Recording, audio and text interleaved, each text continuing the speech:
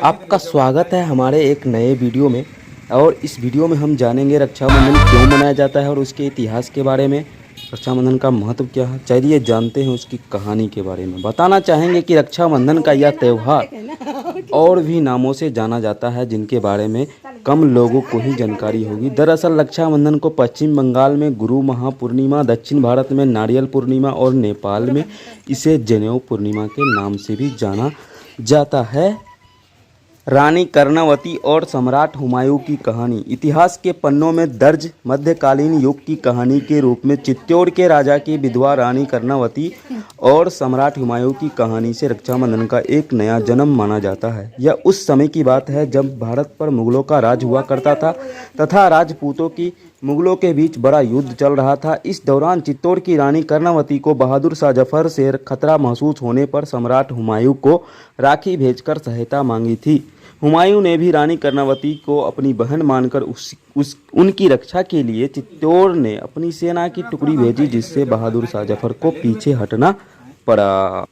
महाभारत में राखी। भगवान कृष्ण ने युधिष्ठिर को ये सलाह दी कि महाभारत के लड़ाई में खुद को और अपने सेना को बचाने के लिए उन्हें राखी जरूर से प्रयोग करना चाहिए। युद्ध में जाने से पहले इस पर माता कुंती ने अपनी नाती के हाथों में राखी बांधी थी, वहीं द्रौपदी ने कृष्ण के हाथों पर राखी बांधा था। चलिए अब जानते हैं कि कैसे भारत के दूसरे धर्मों में रक्षाबंधन मनाया जाता है। हिंदू धर्म में यह त्यौहार हिंदू धर्म में काफ़ी हर्ष और उल्लास के साथ मनाया जाता है।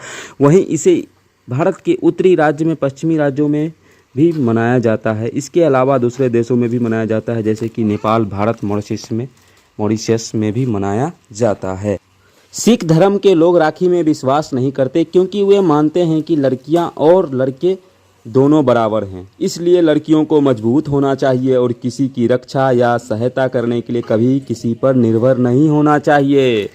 और जैन धर्म में माना जाता है, उनके जैन पंडित भक्तों को पवित्र धागा प्रदान करते हैं। बताना चाहेंगे कि यह पर्व हर सावन महीना की पूर्णिमा को मनाया जाता है और उत्तरी भारत में रक्षाबंधन को कजरी पूर्णिमा के नाम से जाना जाता है। इस पर्व के दौरान खेत में गेहूं और इसके दूसरे अनाज को बिछाया जाता है। वहीं ऐसे मौके में माता भगवती की पूजा की जाती है और माता से अच्छी फसल की कामना की जाती है। गुजरात में रक्षाबंधन कैसे मनाते हैं। गुजरात के लोग इस पूरे महीने के प्रत्येक सोमवार को शिवलिंग के ऊपर पानी चढ़ाते हैं। इस पवित्र मौके पर लोग रुई को पंचकव्य में भिगोकर उसे शिवलिंग के चारों ओर बांध देते हैं। इस पूजा को पवित्र पन्ना भी कहा जाता है।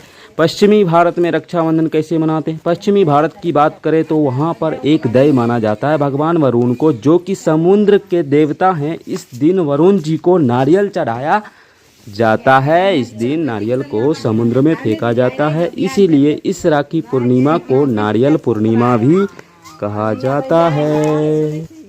इंद्रदेव की पत्नी सची ने रक्षाबंधन के दिन उन्हें राखी बांधा था, इसीलिए इस दिन राखी बांधने की परंपरा की शुरुआत हुई। माना जाता है कि एक बार असुरों और देवताओं में युद्ध चल रहा था। असुरी शक्तियां मजबूत थी, उनका युद्ध जीतना तय माना जा रहा था। इंद्र की पत्नी इंद्राणी को अपने पति और देवों के राजा इंद्र की चिंता होने लगी, इसलिए उन्होंने पूजा पाठ करके एक अभिमंत्रित रक्षा सूत्र बनाया और उसे इंद्र की कलाई पर बांध दिया।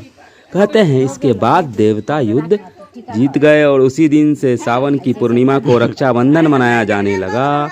हालांकि यह इकलौती घटना है जिसमें एक पत्नी ने पति को रक्षाबंधन बांधा था, लेकिन आगे वैदिक काल में यह बदल गया और यह त्यौहार भाई बहन के रिश्ते में तब्दील हो गया। राखी और टैगोर। नोबेल पुरस्कार विजेता रविंद्रनाथ टैगोर ने बंगाल विभाजन के बाद हिंदुओं और मुसलमानों से एकजुट होने का आग्रह किया था और उन्होंने दोनों समुदायों से एक दूसरे की कलाई पर रक्षा सूत्र बांधने का निवेदन किया था। उन्होंने राखी को लेकर एक नया संदेश दिया। उन्होंने कहा कि राखी मानवता के लिए एक ऐसा बंधन है जिसमें हम एक दूसरे की रक्षा करने का वचन ले सकते हैं। उन्होंने बंगाल में राखी महोत्सव का आयोजन भी कराया था, जिसमें सभी एक दूसरे को राखी बांधकर एक दूसरे की रक्षा का वचन दे रहे थे।